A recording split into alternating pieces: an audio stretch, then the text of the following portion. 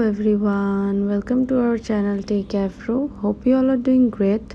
So today I'm going to show you how you can permanently delete your app on iPhone. So first you have to choose an app that you want to permanently delete. So I'm going to choose this game. So you have to tap and hold this game and tap remove app. From here, if you tap delete app, your app will be permanently deleted. So, and we have second method, and that is go to settings, go to general, go to iPhone storage.